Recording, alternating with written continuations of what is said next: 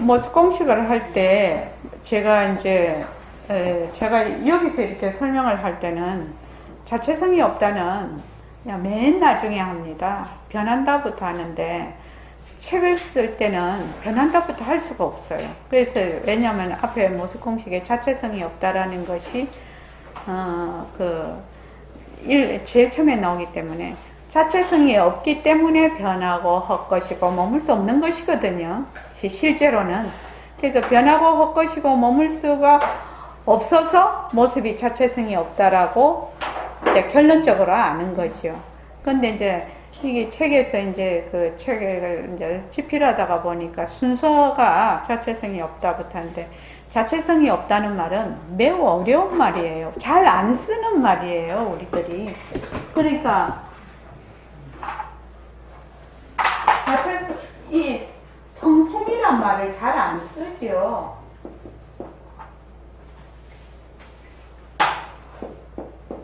성품이란 말을 잘 안 씁니다. 성품이라고 하면 보통 네 성질 같은 거, 그 사람이 가지고 있는 뭐 인격, 성품 이렇게 얘기를 하지.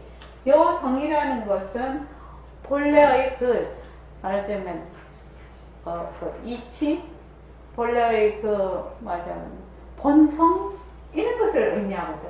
그래서 성품이란 말이 매우 어려운 말이에요, 사실은. 그래서 일반 사람들이 이해가 잘 안 됩니다. 그래서 자체성이라는 것은 자체성, 자체의 성품이다 이 말이거든요. 그래서 몸뚱이가 무정물이에요. 그래서 성품이 없는 거예요. 성품이 없다라는 것은 다른 말로 하면은 지혜가 없다라는 말하고도 비슷해요. 저번에 보살님 그때 소리 들을 때 반야사 가신 건 아니지. 근데 소리 들을 때 그 얘기 한번 해보십시오. 듣는 소리가 이게 몸뚱이가 자체성이 없구나 이렇게 생각을 했다고 했죠. 김정희 보살님 아니었나? 다른 분이었나? 난 김정희 보살님이라고 생각이 드는데. 반야사 아니고 네. 그냥 집에서 이렇게 김정희 보살님한테 들었던 것 같은데 아닌가? 자, 우리가 만약에 귀가 성품이 있다면, 귀가 정말로 지혜가 있다면 남이 나를 비난하거나 욕하는 거를 안 듣고 싶어. 그럼 지혜가 있으면 딱 닫아버리면 되지요. 안 들으면 되지요. 또 좋은 말을 자꾸 듣고 싶어.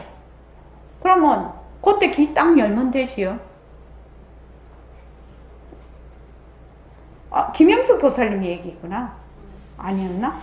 그럼 누구 얘기였어? 그런데 우리는 어때요? 비난하는 말도 들어. 왜? 어째서? 귀가 자체 성품이 없어서 들리는 대로 그냥 들어. 그냥 오는 대로 들어. 얘 귀가 성품이 있으면 어떻게 해요?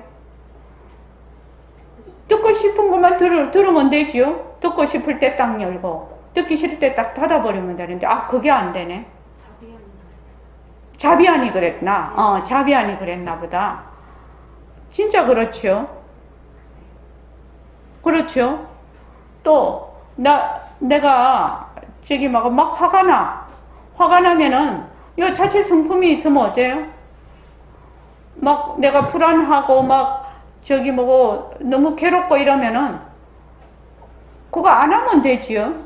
근데 내가 그렇게 안 돼. 좋은 것만 안 돼. 나한테 나쁜 것도 하게 되고 좋은 것도 하게 되고 막 이렇게 돼요. 그거는 왜냐면 몸뚱이가 뭐가 없어서 자체 성품이 없어요. 그래서 인연과 조건에 따라 일어나는 것이 다 그냥 일어날 거는 일어나고 사라질 거는 사라지는 것입니다. 신기하지 않습니까? 자비안이 그랬다. 정말로. 그래서 정말 자비안이 그 얘기를 하대요. 그래서 이게 성품이 없다는 걸 알았다고 그러더라고요. 그랬지요. 귀가 성품이 있으면 나쁜 얘기는 안 들으면 탁 막아버리면 되지. 귀 스스로가. 근데 그게 안 되죠. 그래서 자체 성품이 없다. 자체 본성이 없다 또는 지혜가 없다. 이 성이라는 게 지혜 자리를 뜻하는 거기 때문에 그렇게 이해를 해도 이해하기가 좀 쉽지 않을까 그렇게 합니다. 자, 다 같이 한번 읽어봅시다. 자, 시작. 바람하늘 하얀 눈 푸른 소나무 빨간 장미 노란 국화 알록달록 예쁜 장난감 TV 냉장고 소파 책상 다양한 색깔의 전등 자동차 옷 신발 과일 등 모든 사물에는 색깔이 있고 우리는 색깔의 물결 속에서 살고 있습니다.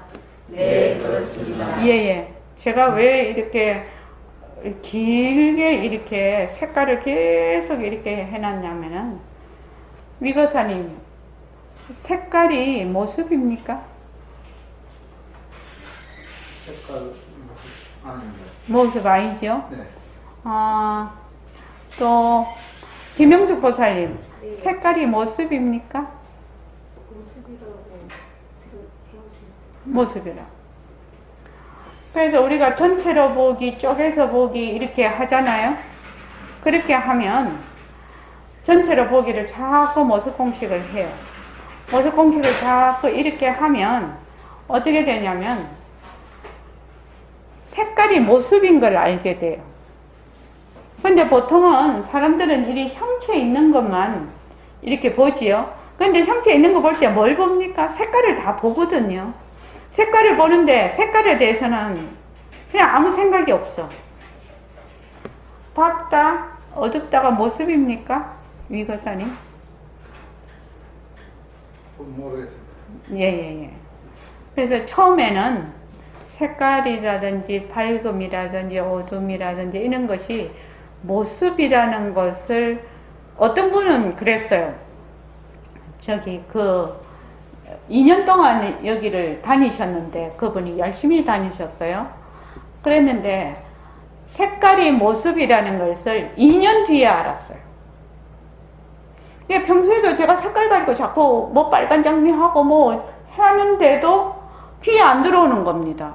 색깔이 모습이라는. 그래서 그날 이제 법문을 하는데 색깔이 모습이라는데 아주 충격을 받았어요. 그분이요. 근데 우리가 보면은 우리 옷 입고 할 때도 깔맞춤 뭐 그런 거 있잖아요. 그리고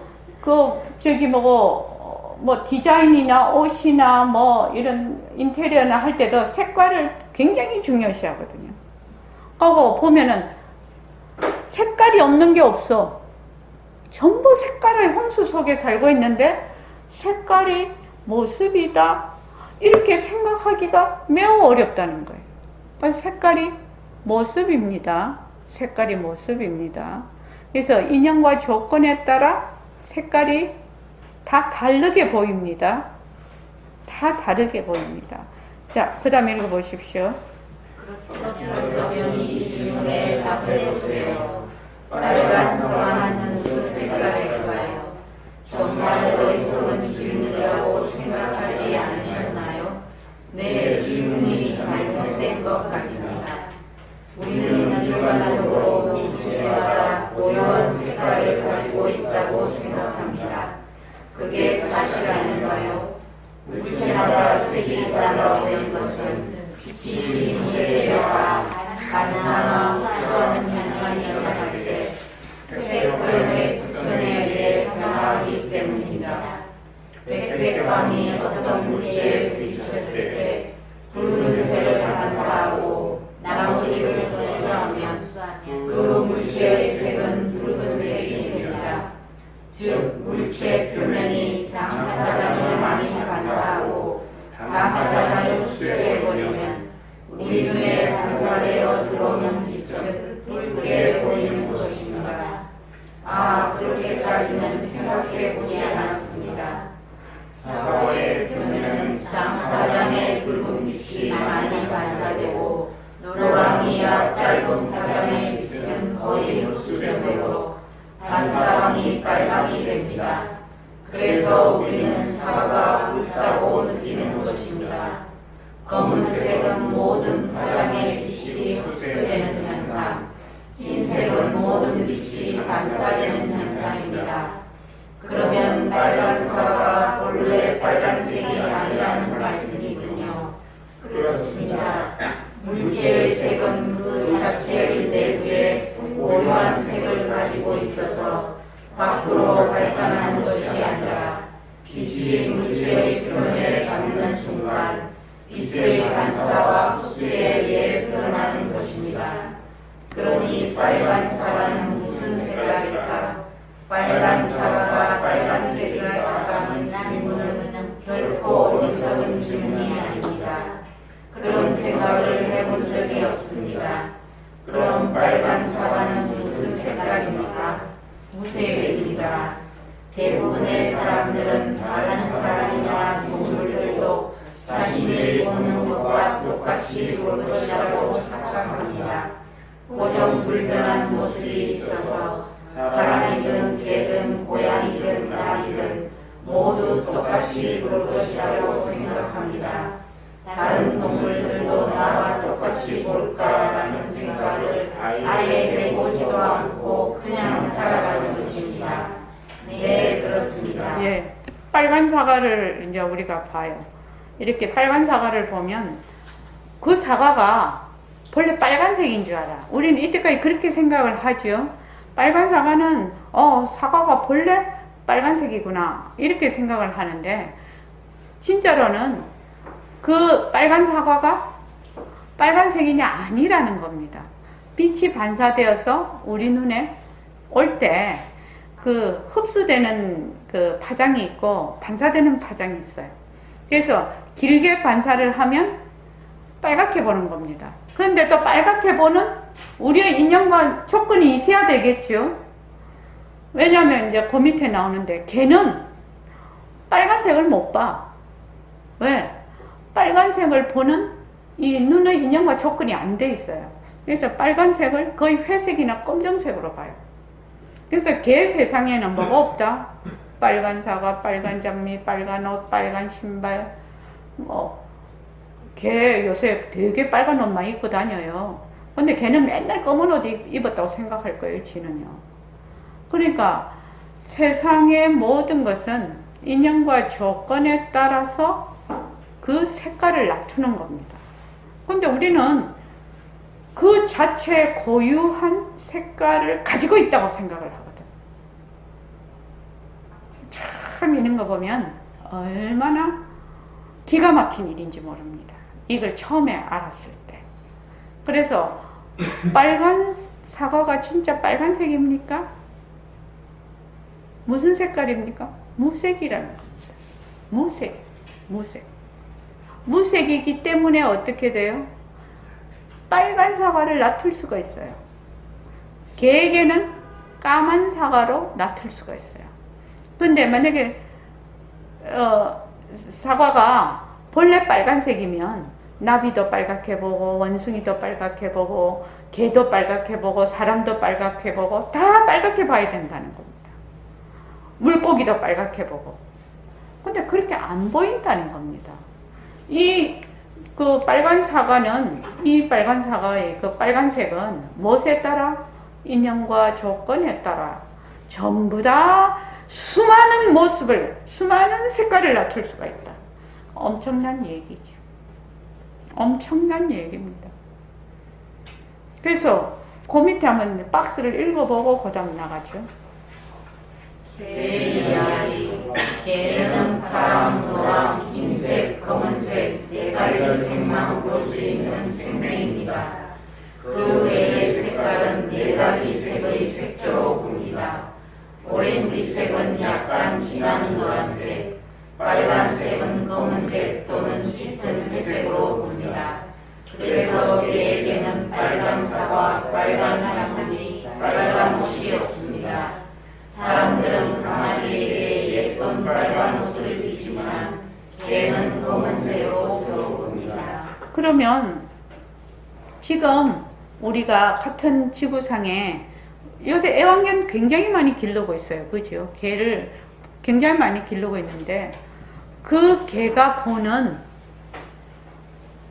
우리 집안에 이제 같은 공간에서 살고 있지 않습니까? 전부 다 개하고 사람하고. 근데 개가 보는 우리 집하고 내가 보는 우리 집하고 같을까요? 다를까요? 다릅니다. 근데 사람들은 착각을 하죠. 내가 보는 대로 개가 볼 것이다. 이렇게 합니다. 근데 개를 이제 자꾸만 그걸 하면, 아니, 개 키우시는 분들이 그러대요. 개가 지가 사람인 줄 착각을 하는 것 같다고. 그렇게 말을 하시는 분이 있어요. 개를 이제 막 이렇게 키워보면, 개가 지가 사람인 줄 착각하는 듯한 느낌을 받는다고. 그렇게 말씀하시는 분이 있더라고요. 근데 정말 그런지 안 그런지는 저는 잘 모르겠는데, 분명한 것은 내가 지금 보고 있는 우리 집, 우리 주위에 있는 뭐 공원, 내가 가는 시장 또는 직장, 이는 내가 살고 있는 공간을 바라보는 나의 시각과 개가 바라보는 시각이 완전히 다를 거랍니다. 다를 거라 이 말입니다. 우리 그 봄에 보면은 봄에 꽃이 엄청 많이 피죠. 뭐 빨간 꽃도 피고 막 이렇게 색깔 꽃이 많이 피는데, 봄에 이제 그 저기 빨간 꽃의 대표적인 것이 장미인데, 빨간 장미 이렇게 있고 뭐 철쭉 같은 것도 빨간색이 많죠. 근데 개 눈에는 그게 진한 회색이나 검은색으로 보인다.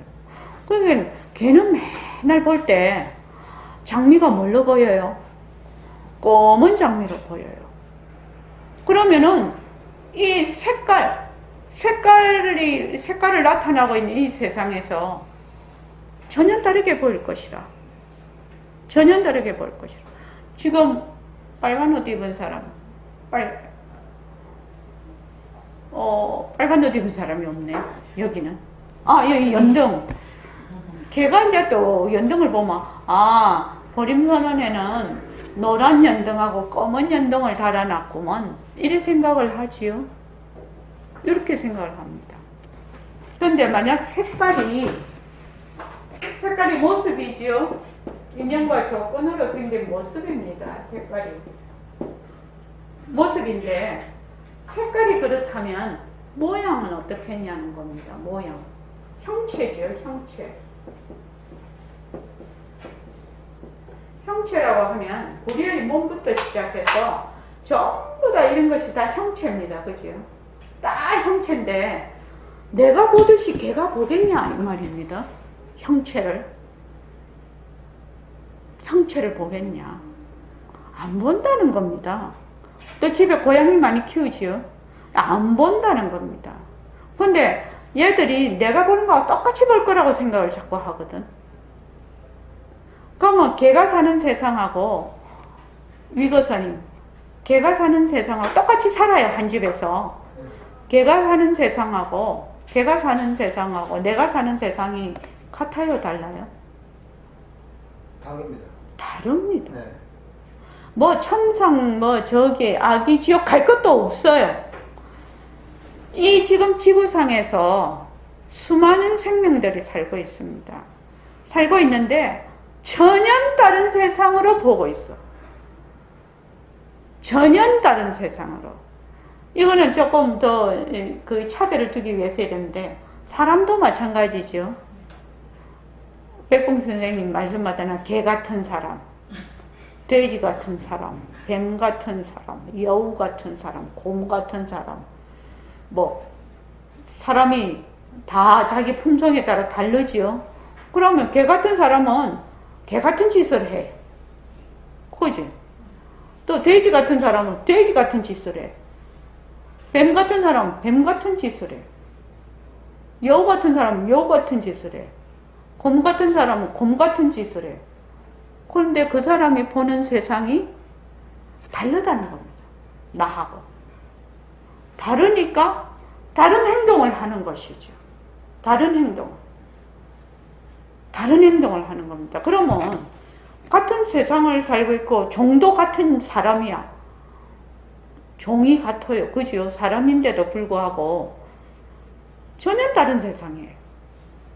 근데 이거는 되게 심각하게 생각해 봐야 되는 문제예요. 심각하게 생각해요. 근데 이런 생각을 잘 못해요. 그냥 우리는 여기서 막 얘기를 하니까 지금 가능한데 자기 스스로 내가 보는 세상은 우리식으로 말하면 내가 낮춘 세상이지요. 내가 보는 세상이 저 사람이 보는 세상하고 같을 것이다. 아닐 것이다. 우리는 이런 생각 한 번도 안 해봤어. 내가 보는 세상은 뭐 개도 이렇게 보고 돼지도 이렇게 보고 소도 똑같이 본다. 이런 세상이 있다. 거기에서 시작을 해버리니까 한 발자국도 못 나가는 것이거든 지금. 그래서 대부분의 사람들은 다른 사람이나 동물들도 자신들이 보는 것과 같이 똑같이 볼 것이라고 이걸 뭐라고 하냐면 착각이라고 합니다. 착각. 그러니까 부처님 말씀에 뭐가 맞냐? 일체의 모든 모습은 환이 맞지요. 환, 헛것이요. 가짜요. 그 내가 보는 게 뭐예요?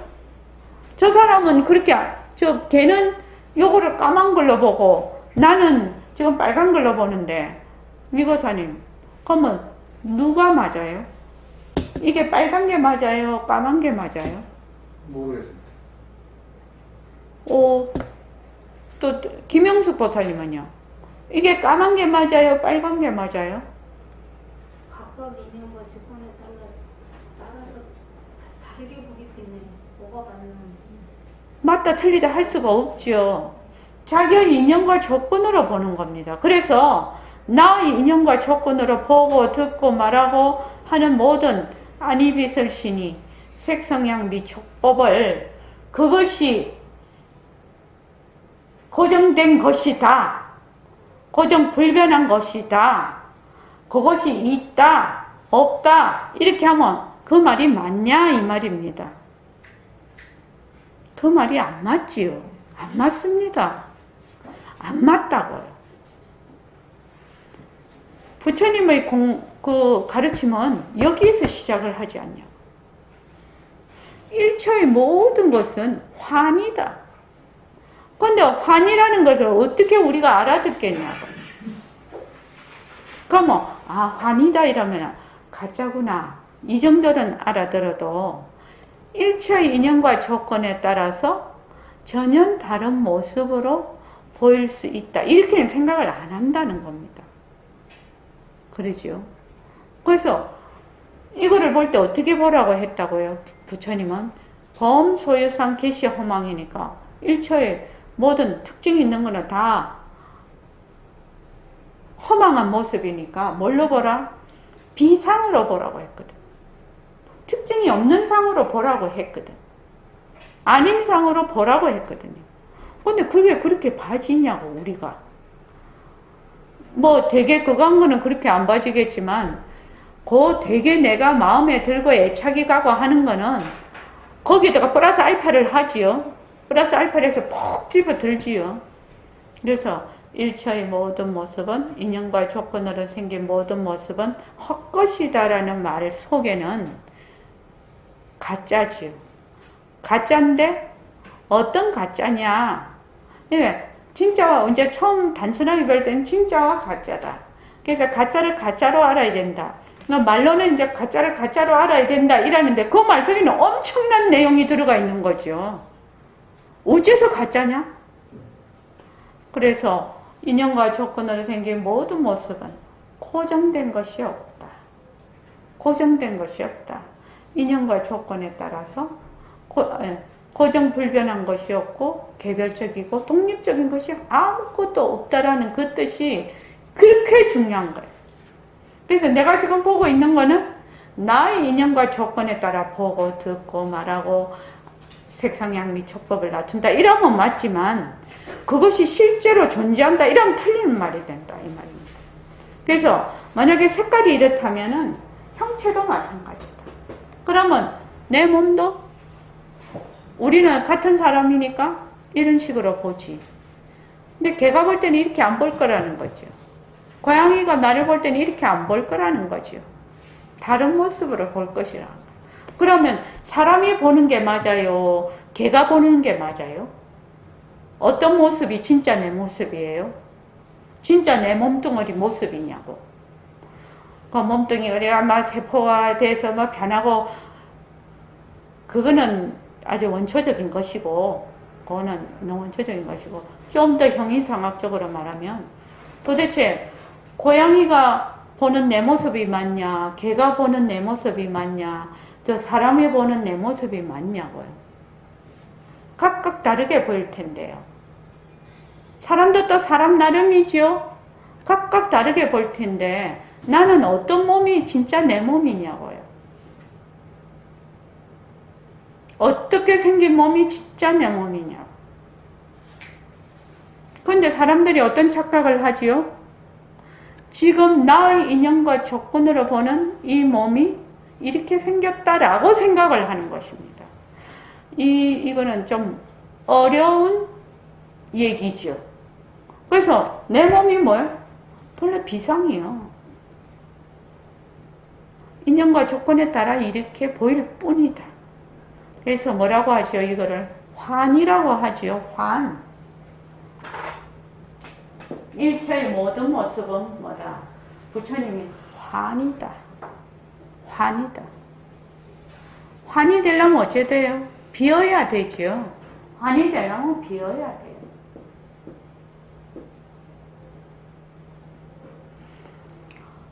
그래서 부처님의 그 가르침이 너무 심오해서 어렵다고 느낄 수가 있죠. 왜냐하면은 우리가 지금 보고 있는 이 말하자면 상식적인 것을 뛰어넘어 있기 때문에 그렇습니다. 상식적인 선에서 어쩌고 저쩌고 이렇게 하면 그냥 문제가 없는데 그건 그렇지 않다는 거죠, 지금. 그래서 만약에 백봉 선생님이 그렇게 얘기를 하셨어요. 모습이 자체성이 없다는 걸 알면 불교 90% 이상은 아는 것이다. 깨닫는다라고 얘기를 했어요. 이 자체성이 없다는 말은 그렇게 심오한 이치입니다. 자체 성품이 없다는 겁니다. 그래서 자체 성품이 없으니까 당장 몸뚱이가 낸데 몸뚱이 자체 성품이 없네요. 자체 성품이 없으니까 이제 무정물이라고도 하지요. 저기 나무나 돌 같은 무정물이다. 그것까지는 또 이해가 되는데, 이 나무나 돌과 같은 이 몸이 정말로 이런 모습이 아니네. 고정된 모습이 아니네. 그래서 나는 무엇을 붙잡고 이런 몸이 내 몸이다라고 할 수가 있는가? 이 말이에요. 그래서 이 몸뚱이가 무정물이고 정말 허상이라는 것을 내가 조금이라도 내 마음에 와닿으면 그냥 확 달라지는 것이죠. 사람이 확 달라져 버리는 거죠. 공부도 확 달라져 버리는 거죠. 완전히 달라져 버립니다. 근데 그게 그렇게 안 된다 이 말이죠. 환이다 일체의 모든 일체만법은 환이다 하지만은 이 환에 대한 뜻을 정확하게 이해를 못 한다는 거죠. 지금. 그러니까 환이다, 입으로는 환이다 하면서 그림자와 같다 하면서도 그 뜻이 마음에 와닿지를 않는 거죠. 그래서 그 다음에 한번 읽어보시죠. 자, 시작. 세상에 고정불변한 모습이 있을까요? 모두 똑같이 볼까요? 이제까지는 그런 생각 자체를 하지 않았습니다. 세상에는 수많은 파장의 빛과 소리가 있습니다. 가시방선은 그중 극히 일부분입니다. 동물들은 인간이 보지 못하고 듣지 못하고 냄새 맡지 못하는 것을 보고 듣고 냄새 맡을 수 있습니다. 박쥐와 돌고래는 사람이 듣지 못하는 소리를 들을 수 있고 개의 광능은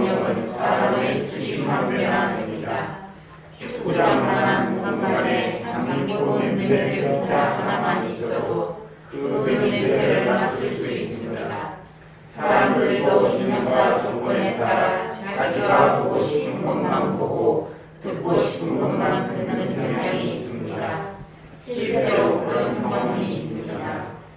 이와 같이 사람과 동물들이 같은 지구에 살고 있더라도 서로 다른 감각의 세계에 살고 있으므로 각자 사는 세상이 다르다고 할 수 있지 않겠습니까? 충격적이지만 그럴 수 있을 것 같습니다. 예. 이번에 그 실종돼서 열흘 만에 찾은 고운누리 양인가? 그 누가 찾았어요? 달관이라는 그 개가 찾아냈지요. 그 후각이 워낙 발달이 돼 있으니까 사람은 못 찾아요. 그 냄새를 못 맡아요. 그러니까는 개에게는 냄새가 있는데 사람에게는 냄새가 없거든요. 그 냄새를 못 맡거든요. 그건 냄새가 있는 겁니까? 없는 겁니까? 장영보살님 있는 겁니까? 없는 겁니까? 인연과 조건에 따라 다르기 때문에 네. 없다고 인연 따라 있는데 있기도 하고 없기도 하지요. 왜? 그 인연과 조건에 따라 모습이 있기도 하고 없기도 해요. 달관이는 그 고운누리의 냄새를 맡아서 찾아냈는데 사람은 전혀 못 맡아. 그럼 사람에게는 그 냄새가 없어. 근데 달관이한테는 있거든요, 냄새가. 그것과 마찬가지라는 거예요. 우리의 육증 경과가 있는 것도 아니고 없는 것도 아니라. 근데 사람들은 자기의 그 인연과 조건 내에서 있다 없다로 완전히 갈라버리죠. 그래서 거기서 지지고 볶죠. 나의 인연과 조건으로는 있고 나의 인연과 조건으로는 없다. 이러면 맞아. 근데 똑같은 사람이라도 저 사람의 인연과 조건으로는 있고 저 사람의 인연과 조건으로는 없어. 그래서 있는 것도 아니고 없는 것도 아니라서 있는 것도 놔두고 없는 것도 놔두지요. 그렇게 생각을 해보면은 정말로 많은 문제가 해결이 됩니다. 자기가 뭐 그거 했다고 빡빡 우길 일도 아니에요. 그렇죠. 근데 그렇다고 뭐 멍충이 되라는 말은 아니죠. 그래서 제가 학설을 잘 안 믿어요. 왜 안 믿냐? 또 뭐가 몸에 좋다고 뭐 저거 뭐 멀리 있는 나라고 그냥 요새 워낙 통신이 발달이 되다 보니까 막 이렇게 소개를 많이 하는데 학설은 뭐죠? 현상에 있는 것을 그 인연과 조건을 그 과학적인 그 능력 이내에서 얘기하는 거죠. 그런 현상을 바탕으로 그러다가 보니까 그것보다 더 발전된 과학이 나오면 학설이 또 뒤집어지죠. 계속 뒤집어집니다. 계속 뒤집어져요. 그런데 음식도 제일 중요한 거는 오랫동안 사람들이 많이 먹어서 그 몸에, 그러니까 사람들이 처음에 음식을 먹을 때는 이것이 독이 있는지 없는지 잘 몰랐을 거 아닙니까? 근데 오랜 세월을 먹다가 보면 안전한 식품이 있어요. 그것이 딱 전부 사람들에게 이렇게 그 먹고 이상이 있고 막 이렇게 그는 많은 경험을 이제 경험치를 지내면서 그 안전하고 사람이 먹어도 해가 없는 그런 식품들이 이렇게 지금 우리가 먹고 있는 식품이죠. 그게 이 식품이 이렇게 안정이 될 때는 수많은 희생자가 있었겠죠. 수많은 역사가 흘러서 지금 이렇게 된 거죠. 그러니까 뭐가 좋다고 바짝 그것만 먹고 그렇게 하면은 건강에 큰일 납니다. 그래서 그냥 조상들이 먹던 거 골고루 잘 자시면 건강에 그게 도움이 될 거다 이렇게 생각을 해서 저는 뭐가 좋다 이래도 그걸 별로 잘 안 합니다. 그래서 같은 지구에 살더라도 서로 다른 감각의 세계에 살고 있으므로 각자 사는 세상이 다르다고 할 수 있지 않겠습니까? 그렇단 말이죠. 가만 생각을 해보면. 그러면 감각이라는 것이 완전한 것입니까? 그 다음 질문입니다. 우리가 지금 보고 느끼는 이 감각이 완전한 것입니까? 김정희 보살님 어떻게 생각하세요? 자기의 각자 인연과 조건에 따라 감각이 느끼는 게 다르다고. 감각은 불완전한 겁니다. 불완전하다고, 감각이. 불완전합니다. 그런데 자기가 보고 느낀 거를 그것이 완전하다고 빡빡 옮기면은 어떻게 돼요? 안 되죠. 어떤 분이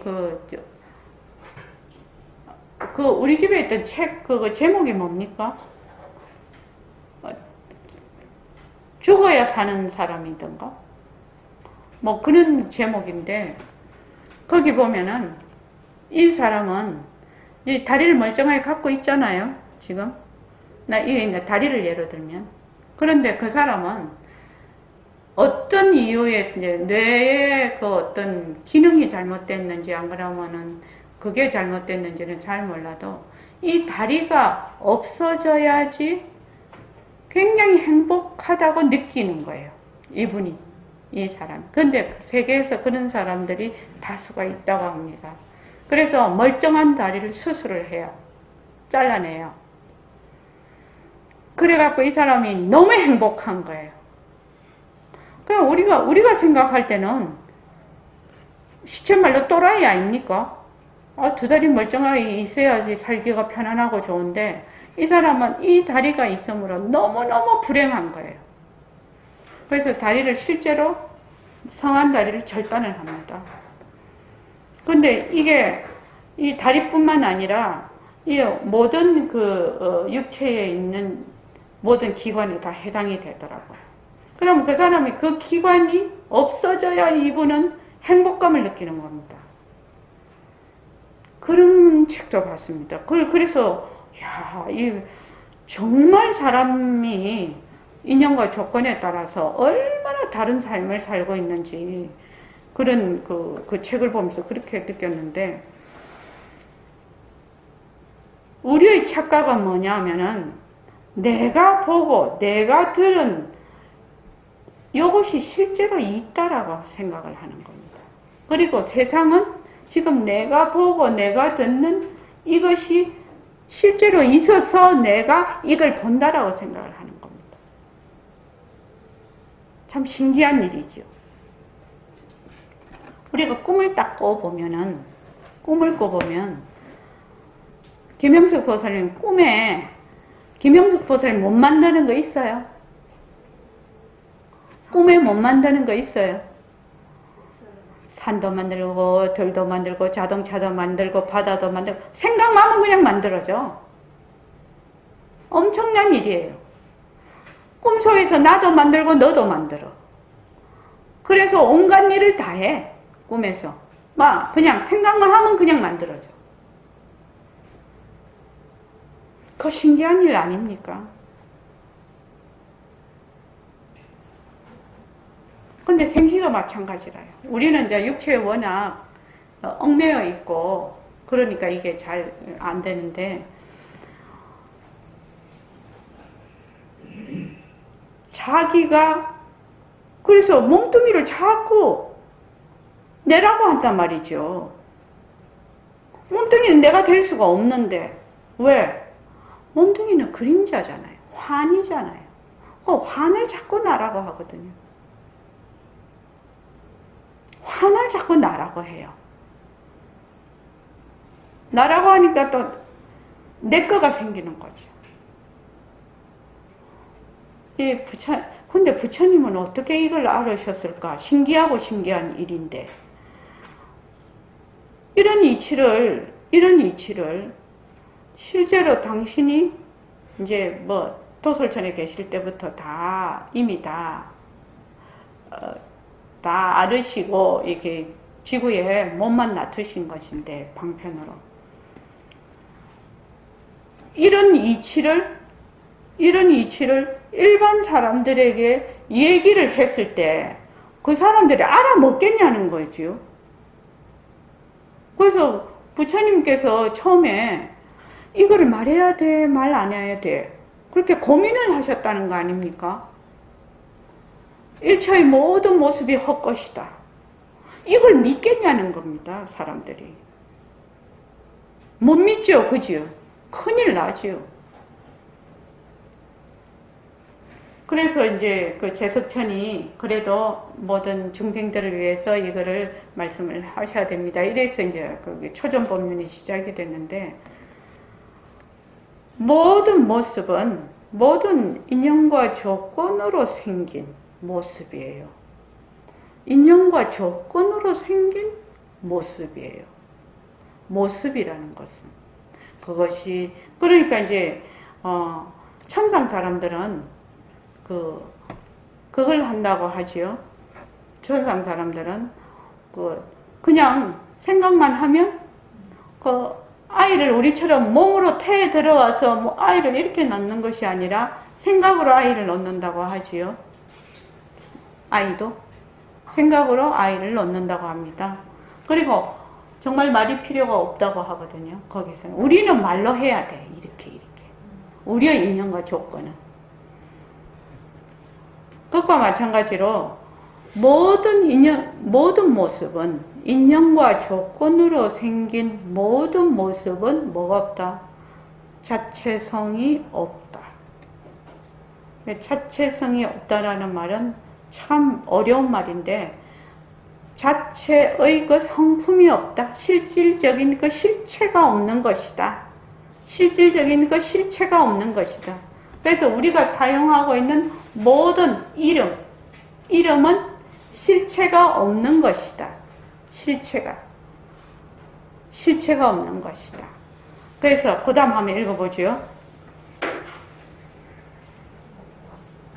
모든 모습은 인연과 조건에 따라 생겼다가 인연과 조건이 닿으면 사라집니다. 물론 인연과 조건에 따라 각각 다르게 보이고 다르게 들립니다. 모든 모습은 자체성이 없고 이름뿐입니다. 고정불변하고 독립적이고 개별적인 실체가 존재하지 않는 것을 공허하다고 합니다. 네, 공허하다고요? 예, 공하다라는 것은 고정불변하고 독립적이고 개별적인 실체가 존재하지 않는 것을 공하다라고 합니다. 그러면은 일체의 모든 모습이 뭐다? 일체만법이 공성이다. 왜? 고정불변하고 개별적이고 독립적인 그런 실체가 없는 거거든요. 그러면 내가 지금 안이빛을 심리로 보는 모든 색성향 미촉법이 전부 뭐하다? 공하다. 엄청난 얘기죠. 엄청난 이치죠. 엄청난 이치죠. 공을 그런 식으로 이해를 안 하고 그냥 비었다 이러면 악공이 됩니다. 그걸 악공이라고.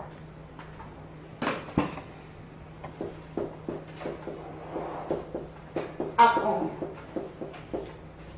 요거 악공에 빠지면, 예, 악공에 빠지면 약도 없어요. 약이 없어요. 전혀 약이 없어요. 단멸상이죠. 단멸상. 그래서 일체의 고정불변하고 개별적이고 독립적인 어떤 그런 모습이 없으니까 어떻게 해요? 일체만법을 나툴 수가 있지요. 인연과 조건에 따라 일체만법을 나툴 수가 있어. 공성이기 때문에 나툴 수가 있고 공성이기 때문에 변할 수가 있는 겁니다. 만약에 공성이 아니면은 실체가 딱 있다면은 변하지도 못하고 그 다른 것도 나투지도 못하겠지요. 그래서 정말로 우리가 이런 말 있지 않습니까? 사람으로 나기 힘들고, 사람으로 나려면은 얼마나더라? 한 급에 비단옷, 선녀들이 입는 그 비단옷으로 바위 있잖아요. 바위를 한번 싹 이렇게 지나가요. 그러면 그 바위가 이 비단옷이 한번 지나간 그걸로 다 달아 없어질 때까지. 그렇게 사람 몸으로 한번 태어나기가 어렵다고 합니다. 백봉 선생님 그때 법문하실 때 보면 옛날엔 집성촌이었죠. 집성촌입니다. 이 마을이 같은 그걸 삽니다. 이제 자기 성시대로 집성촌인데 만약 여기 박가가 살고 여기가 박가가 살고 요 도랑이 있어. 도랑이 있고 여기 이가가 살아. 근데 요 박가에서 이가로 나기가 그렇게 어렵다는 겁니다. 이 도랑을 하나 넘기가 그렇게 어렵다는 거예요. 왜? 그 박간에서만 뺑뺑뺑뺑 도는 겁니다. 할아버지가 손자가 되고 손자가 또 그 밑에 할아버지가 되고 막 계속 뺑뺑뺑 아버지가 아들이 되고 아들이 또 그 밑에 할아버지 되고 막 이러는 겁니다. 여기. 그래서 이 도랑을 하나 넘기 어렵다. 이 말은 그 인연과 조건에 너무 꽉 붙들려 있지요. 그러니까 박씨가 이씨가 되기도 어렵다. 근데 이제 어떤 그거 보면은 미국 사람이 한국에 태어났다 이러면 이 사람 되게 근기 좋은 사람이네. 그런 거 있지요. 무슨 뭐 영적인 체험 뭐 나는 뭐 어디 전생에 갔다 왔다 뭐 그런 거 있지요. 그런 거 보면은 전생에 미국 사람이었는데 한국 사람이다. 한국 사람이었는데 미국 갔다 이러면 이 사람은 진짜 근기가 좋은 사람이네. 도랑 하나도 넘기 힘든다 했는데 어떻게 한국 가고 미국 가고 이렇게 했어. 내가 이렇게 생각을 한 적이 있는데 모든 모습이 고정불변하고 독립적이고 개별적인 실체가 존재하지 않는 것을 공이라고 한다. 그러면 일체의 모든 모습은 일체만법은 공하다, 공성이다. 이렇게 볼 수 있죠. 자, 그 다음에요. 모든 모습은 인연과 조건에 의지하여 상호조전적으로 일어났다. 그것이 닿으면 그 모습도 사라집니다. 이것을 영이라고 합니다. 이렇게 인연과 조건이 있으면 일어났다. 그것이 닿으면 사라지는 모습 모두에게는 고유한 자체성이 없습니다. 이것을 공하다고 하는 것입니다. 명수보살은 뒷문에서 모든 법이 고정된 성품을 가지고 있다면 곧 원인과 결과 등의 모든 일이 없을 것이다. 이와 같은 개성으로 살아간다라고 하였습니다. 여러 인과 연에 의해 생겨나는 것이 법이니 나는 이것을 공하다고 말한다. 그리고 또한 거짓 이름이라고도 말하며 중도의 이치라고도 말한다. 한 법도 인과 연을 따라 생겨나지 않은 것이 없다. 그러므로 일체의 모든 법이 공하지 않은 것이 없다. 네. 여기 우리 이번에 나눠드린 중론 거기에서 가장 핵심 내용입니다. 핵심 내용, 핵심적인 내용이 지금 요 글귀입니다. 그래서 여러 인과 연애, 그래서 우리가 인연과 조건으로 생긴 모습, 변한다, 자체성이 없다, 변한다, 헛것이다, 머물 수 없다, 이렇게 지금 하는 거 있잖아요. 이게 얼마나 깊고 깊은 이치냐 이 말입니다. 그래서 그 이치를 자꾸 가지고 내가 평소에 연습을 해서 그것을 실제로 내가 깨닫는 거지요. 깨닫고 생활 속에서 그것을 바로 적용을 하는 거죠. 여러 인과 연에 의해 생겨나는 것이 법이니, 이 법이라는 것은 우리는 일체만법을 얘기합니다. 법이니 나는 이것을 공하다고 말합니다. 그리고 또한 거짓 이름이라고도 말하며 중도의 이치라고도 말한다. 이것이 중도 이치라는 겁니다. 중이라고 하니까, 중도라고 하니까 시작과 끝을 A와 B 사이에 똑 절방 딱 해서 이거 중도다 이 말 아닙니다.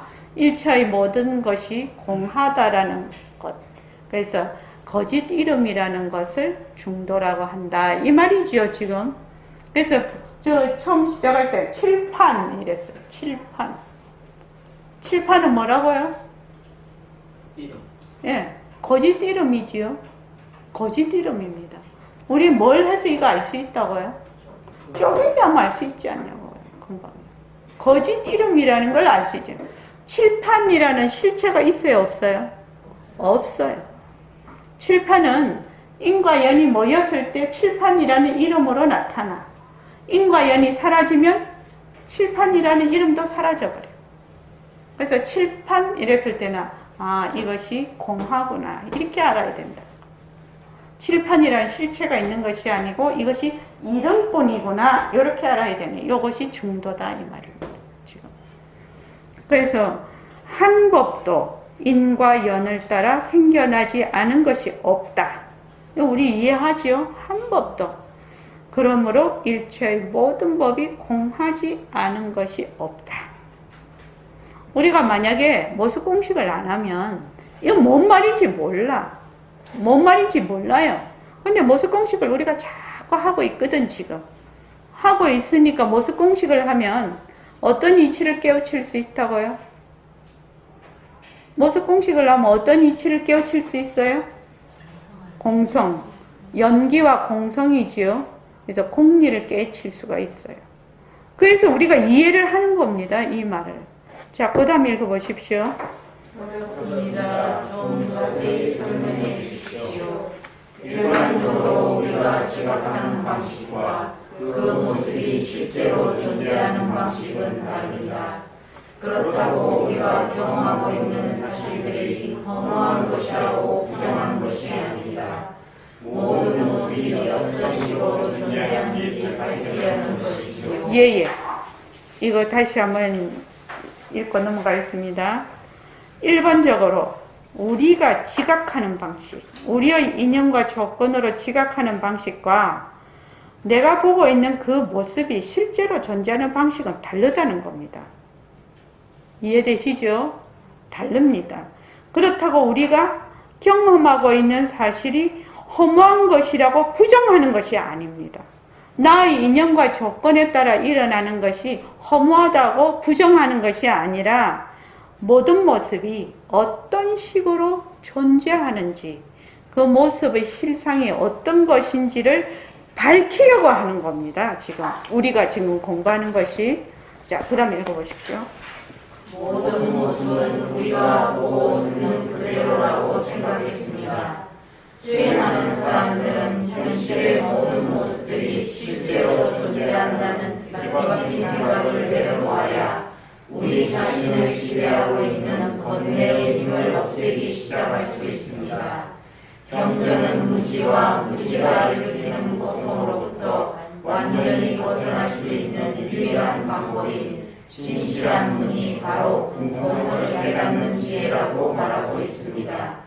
따라서 공성을 철저히 이해하고 실질적으로 파악하는 것이 수행의 요점이고 과정입니다. 공성이란 또 무엇입니까? 공성이란 모든 법은 자성이 없다는 뜻입니다.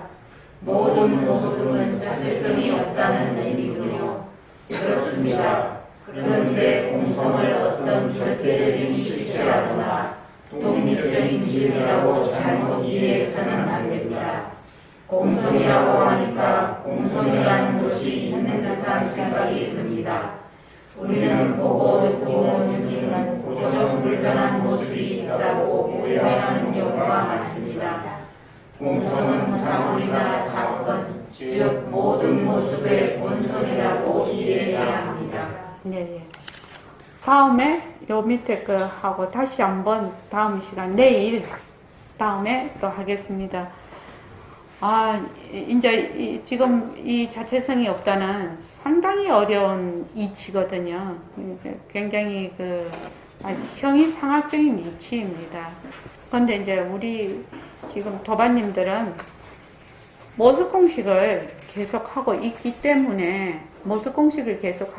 때문에 깊은 뜻은 모른다 할지라도 이해는 할 수가 있다는 겁니다. 김영수 보사님 이해는 하시죠? 예.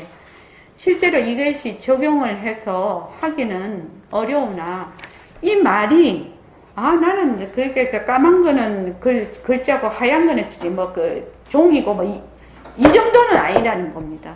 읽어보면 정말 그렇네. 정말 그럴 수 있겠구나. 이 정도는 간다는 겁니다. 지금 이 글을 읽었을 때. 자, 다음 시간에 또 하겠습니다.